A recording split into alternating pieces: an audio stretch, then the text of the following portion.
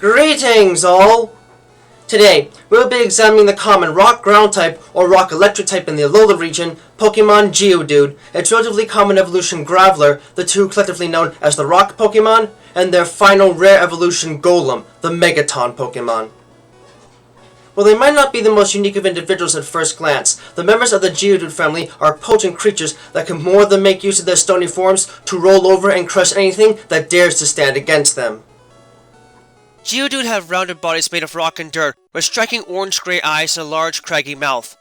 Their only other distinguishing feature are the small pair of arms they have, with large hands with 4 fingers and opposable thumbs each. They also have an Alolan variant, whose body has a bluish-grey tinge to it, with black magnetic crystals growing from the main body and eyebrows. Their evolved form, Graveler, maintain this sort of rounded form, but have grown a pair of legs to allow them to move on the ground, and have a far craggier appearance as a whole with pinprick eyes. They additionally have an extra set of shorter limbs on the underside of their torso, and their hands only have 3 fingers each now. They too have an Alolan variant, and this variant not only has specks of black magnetic minerals to it, but also oxidized metal in their forms to give them a speckled orange appearance as well. Their final evolution, Golem, are radically different compared to their pre-evolved forms, with a large rounded body covered in a green craggy shell that hides their main body. They have a pair of fleshy brown legs and arms with 3 toes each, and fingers with white claws on each, as well as a reptilian head with bright red eyes, a pointed snout, and a pair of sharp fangs on the lower jaw. Their Alolan variant, on the other hand, is noted for their smaller atrophied arms, the large gathering of black metallic particles that coat their eyebrows and form a mustache and beard on their face, and have a large back growth with a trio of orange crystals on the inside lips of both sides that has the appearance of a rail cannon situated right above their neck. The Geodude family has remained a relative mystery to modern science because they are partially organic despite the fact that the vast majority of their body is made out of solid rock. While there are several other families with similar properties, Geodude at the very least make this astonishing because they are present in unbelievably high population numbers, with some trails being covered with over 100 of them just lying around on the sides of the path. This probably wouldn't be so much of a concern if it were not for the fact that Geodude in particular look almost completely like regular rocks when not moving around, and are in fact pretty indistinguishable from ordinary rocks while the arms are curled up unless otherwise provoked. As such, many hikers and trainers alike end up stepping on these creatures by accident, especially since they tend to half-bury themselves while sleeping to prevent being attacked by others easily. This rarely goes well for the trainer or hiker in question, as while Geodude would normally have a calm, quiet disposition, they do not take kindly to being stomped on without warning and will quickly become enraged when such an event occurs, chasing down whoever caused the accident until they feel better again. When these creatures evolve into Graveler, they lose the ability to easily levitate themselves over the surface of the ground, and instead must rely on their short legs for mobility. As one might imagine though, this gets them nowhere fast, and is about as pointless as trying to fly, so Graveler employ a much simpler method for movement. They roll. Even if they are on a flat plane, Graveler are able to curl up their bodies and rotate their heavy frames strongly enough to cause them to roll fairly quickly on even surfaces and extremely fast on sloped surfaces. In fact, if a Graveler manages to build up even a small amount of momentum going down an inclined surface, it will continue to roll without ceasing until it hits a large obstruction, reaching a maximum speed of 60 miles per hour, and cannot change the course of its path in the slightest. This also means that they are unable to stop themselves from moving until they manage to hit something that is sturdier than themselves, and will effectively squash anything that gets within their pathway without care or compassion.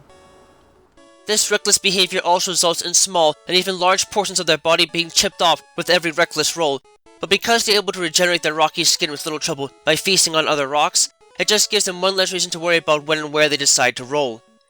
This also applies to their evolved form Golem, who mainly tuck in their limbs and allow gravity and their own forward momentum to carry them from place to place, which is a problem because the weight is so immense that they gouge out huge tracts of land whenever they roll down slopes. In recent times, people have learned to artificially produce such grooves and direct them away from civilization in the case of such an event, as Golem care little about where they roll as long as it is the path of least resistance. Interestingly enough, while they retain access to a rollout attack, this also enables these creatures to naturally gain access to the rare steamroller attack, and they're able to utilize their massive bodies to deliver devastating heavy slam attacks to nearby opponents in battle, a move that goes hand in hand with their rolling abilities. Golem further represent one of the few documented cases where a species will regularly use self-destruct and explosion attacks merely to get around, which actually works out quite well for them, as the hard shells keep them from being substantially hurt by these otherwise devastating attacks, as they propel them across terrain and up steep slopes at an amazing pace. As far as their abilities are concerned, these creatures are able to make good use of their stony forms to withstand hard recoil from that come from certain attacks, and can withstand devastating blows without being readily knocked out, possessing Rockhead and Sturdy as base abilities, while those that have a high mud content in their forms can also use it to obscure their bodies and collect more mud in the midst of a sandstorm, possessing Sand Veil as a hidden ability. In terms of stats and looking at Golem, these creatures have what one might expect for a beast in their form, with little to show in the way of mobility and special attributes, but decent stamina and plenty to offer in the way of physical attributes, the base HP stat being above average for a fully evolved Rock-type Pokemon, and the base attack and defense stats being above average for a fully evolved Rock and Ground-type Pokemon, thus making them potent beasts that only special offenses will be able to handle readily. As a result of their round forms, Geodude have very little trouble rolling across flat ground and slopes, and will often do so in the early morning to search for moss-covered rocks to devour. Getting back up, however, does not prove to be as easy. Although Geodude can use some magnetism to lift their bodies off the ground for short periods of time, it is not enough to protect them from ground-type attacks, and consequently not enough to enable them to travel up steep slopes and mountain cliffs. As a solution, Geodude have developed surprisingly human-like arms and hands with which they climb up steep slopes and sheer cliffs that they otherwise cannot float over, and, as a consequence to that, the mere sight of them in action using their limbs has helped to increase the number of people involved in the art of bouldering. This seems to give them a slight edge in battle as well, as it enables them to significantly extend the reach of their rock throw attack beyond the limitations their size would otherwise pose. Plus, it makes it much easier for them to swing at people that foolishly step on them without looking. Unlike their evolved forms, Geodude cannot easily repair their rocky bodies and thus grow progressively smoother and rounded as they age as a result of weathering and erosion. Thankfully, it doesn't take them a very long time to evolve, so this should rarely prove to be much of an issue. Unfortunately for Geodude, their round form also makes them easy to pick up and hurl when one has an opposable thumb to grip them, so they are occasionally used in snowball fights and similar events by accident. Needless to say, this rarely goes well and provides yet another reason for them to be feared by the average human on any day. It is further noted that Geodude are one of only a few species of Pokemon known to have unique variant within the confines of the Alola region. In this region, these creatures possess the same base stats, but are rock-electric types, can possess the Magnet Pull ability as a base ability instead of Rockhead, and the Galvanize ability as a hidden ability instead of Sand Veil, and learn the Charge, Spark, Thunder Punch, and Discharge moves instead of Mud Sport, Magnitude, Bulldoze, and Earthquake. In contrast to the mud and dirt-heavy forms of Cantonian Geodude, Alolan Geodude possess large concentrations of magnetic minerals in their bodies as a result of the metal-rich volcanic stone and soil in the region, and because of this, their bodies are naturally magnetized and grant them a secondary electric-type assignment instead of a ground-type one. Magnetic minerals naturally stick to the surface of their bodies where their internal magnetism is the strongest, giving them a darker gray bluish coloration, and oftentimes they form thick crystal aggregates on these parts of their body. Coming into contact with these creatures is ill-advised, as their entire bodies are coursing with electricity. Anyone that accidentally steps on one will hear a distinctive crunching sound as the magnetic minerals on the surface of their form shift, allowing the underlying electromagnetic energy to spill out and electrocute the entity who stepped on them. Thankfully, this serves as so much of a deterrent to others that these creatures are more laid back about the whole scenario, knowing that those that accidentally step on them will learn their lesson and likely will not do it ever again. If it becomes more than an accident though, they will still gladly headbutt the intruder and deliver a warning shot to them to make sure it doesn't happen again. Up against their own kind, however, it is known that Alolan Geodude are much more aggressive than their Cantonian counterparts, and will regularly compete with each other by bashing their bodies against each other. This causes the magnetized metal in their bodies to be lifted in the air and re-stick to their bodies, with the winner of the contest being the one with the stronger electromagnetic field, and in turn the largest amount of metallic materials stuck to their frame. Though they still might not be the strongest of fighters, these living rocks are still quite useful in battle, and can be taught some of the ground-type moves their Cantonian counterparts learn naturally via TM, so their versatility is still quite apparent when used properly in battle. Graveler feast on small and large rocks in order to grow and regenerate their constantly battered rocky skin, and enjoy eating them a great deal, but, interestingly enough, rocks alone do not give them the sustenance they need to survive. Considering that the species is at least partially organic, this does still make sense. To supplement their diet, Graveler often prefer to eat rocks that have moss growing on them, particularly those that grow on the edges of cliffs where moisture trickles down from above. In order to hold themselves in place while feeding, Graveler have developed a second pair of arms attached to their sides that are just long enough for them to reach out and grab moss-covered rocks on an overhang while gripping tightly onto the rest of the cliff face with their regular arms, rolling down slope to the bottom of whatever peak they are climbing on once they reach the top. This does not significantly increase their offensive abilities in battle, but it nonetheless leaves them a sight more bizarre to first-type trainers than most would like. To provide them easy access to their favorite food, Graveler will often use their round bodies to plow through the sides of mountains and form horizontal dwellings in the faces of nearby cliffs so they have a place to rest in peace. When not resting, Gravelers spend most of their lives climbing cliffs, eating rocks, about a ton each day, though most of the mass is reprocessed into further rock material after being digested, and rolling down once they reach the top of the local mountain before beginning again. This can make them fairly easy to spot in the wild, even when out of sight, as the sound of their bodies rolling down slopes and crashing through trees and weaker rocks can be heard from an incredible distance away. As with their pre-evolved form, Graveler are also one of the few species of Pokemon known to have a unique variant within the confines of the Alola region. In the case of these variants, instead of the moss that their Cantonian counterpart loves to devour, the favorite food resource of these creatures is a tourmaline mineral known as Dravite, and they often eat close to half a ton of the material every week of their lives. The other thing about this is that they really do not do anything with the Dravite, as their bodies are not equipped to handle the material. They just seem to really like the taste of it.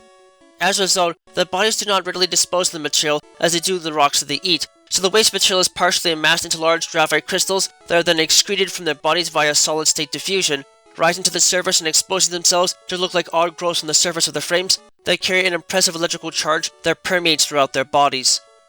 These creatures are also very territorial and quick to anger when it comes to deposits of the mineral, and will often fight with one another over fairly large deposits. This can be both a good thing and a bad thing because, while the crystals growing from their bodies prevents them from easily rolling up into a ball and attacking each other that way, thus eliminating the biggest threat their Cantonian variant poses to the local environment, the intense electromagnetic fields that their bodies generate tend to combine violently when forced into close contact with one another, creating a massive flash of light and an echoing boom of thunder every time they crash into each other that people have come to call the fireworks of the earth. Humans in general are recommended to stay far away from these creatures when these sorts of fights are occurring, as though they might be a sight to behold, the potential for blindness and electrocution from arcing electrical discharges is a serious bodily threat more than worth avoiding if possible. Graveler are normally unable to evolve and are considered the adult form of their species, but when exposed to certain energy fields, such as those found within trading devices, the organic components from their bodies completely take over and mutate them into a substantially different creature, Golem. Instead of possessing a body made mostly out of rock, Golem are completely organic beasts that possess a massive thick shell that operates like a sheet of solid bedrock. While encased in this shell, Golem are effectively impermeable to normal physical attacks and are able to withstand the force of the shockwave generated by dynamite without having their shell cracked, even if they are right next to the explosive device when it goes off. This alone makes them extremely dangerous to be around, as their tolerance for pain is immense, and even a fully powered Machamp cannot easily damage their armored bodies, though it still provides little protection against rain and humidity, which they hate. However, this shell is not a true shell, but more of an advanced exoskeleton that's actually shed once a year so Golem can continue to grow. Their actual annual growth is so small that it is practically unnoticeable, but it is still significant enough to create massive pressure issues if the shell is not shed. Upon being shed, the shell quickly hardens and becomes brittle before eventually falling apart. The shed shell contains vital nutrients for good soil enrichment though, so they often benefit the native areas that Golem live in, and farmers will often collect the shed shells and use them for fertilizer in their own fields. The process of shedding reveals the soft white flesh that lies beneath the shell for a short period of time, which is the only time Golem are actually vulnerable to attack. Within a few minutes though, their skin will quickly harden and form a perfectly new shell with the same physical properties as the old one. These creatures will continue to shed their shells for much of their lifetime, but as they reach a state of old age, their growth will stop and they will no longer shed their shells, allowing moss and similar plant forms to cling to their shell and grow freely. It is lastly noted that Golem as well is one of the few species of Pokemon known to have a unique variant within the confines of the Alola region. While the magnetic minerals that constitute a large portion of the bodies of Alolan Golem do result in the attraction of metallic minerals to the surface of their shell and faces, forming distinct mineral growths on their body, what makes the electrified forms of Alolan Golem so interesting is that they have developed a large rail cannon-like device on their backs.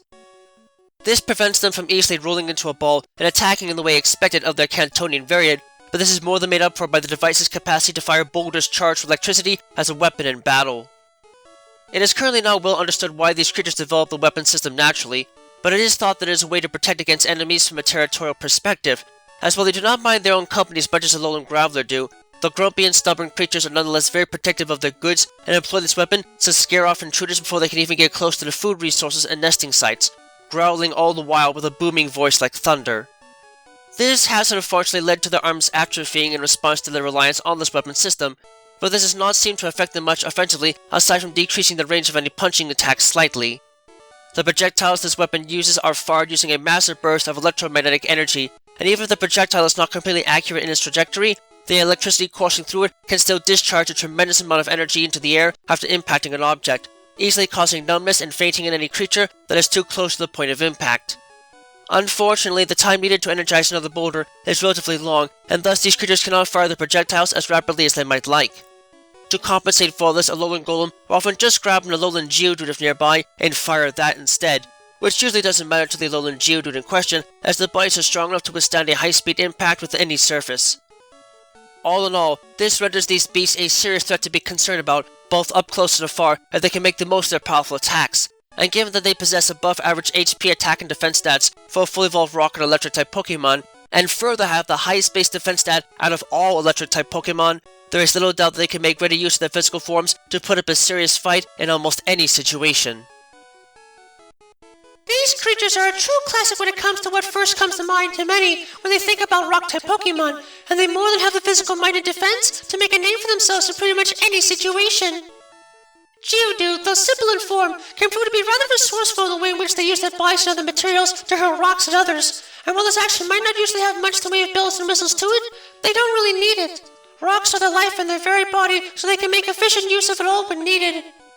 Graveler are a step up from this and can make terrific use of their own bodies to deliver devastating attacks like Rollout that can make for a serious problem if they can get some serious momentum going.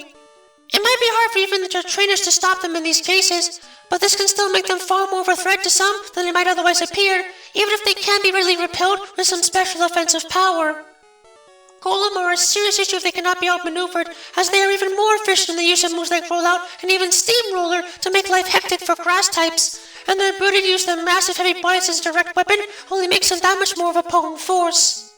At the same time though, they should not be underestimated for their intelligence, as they are much smarter than some might give them credit for being, and can make great use of their natural powers to plow over and through anything that would dare to underestimate them. Their Alolan variants also help add even more of a charge to them, quite literally, and can give them a potent tool to use against any water types that would dare to go toe-to-toe with them, helping to make this family as a whole far more than their stats and bodies might suggest, and more than worth working with if you're a specialist in any of their assigned types, looking to add a physical juggernaut to your team that can hit back nearly as hard as they can take blows. Simple in form and function as they might be to some, the members of the Geodude family are useful brutes that can more than make use of their own bodies as potent weapons of war, no matter what sort of tactics might be needed from them. You may have to go far out of your way to get someone to trade with you to make the most of their power, but the effort can be more than worth it once these stony monsters are unleashed upon the battlefield. Just do yourself a favor and make sure you stay out of the way once they get rolling and let them do the work on their own terms. They might not be incredibly unintelligent, but they can be rather stubborn, and if they can't be allowed to work out a strategy on their own terms, you might find yourself being crushed and potentially electrocuted beneath their mass once they decide to put you in their target range.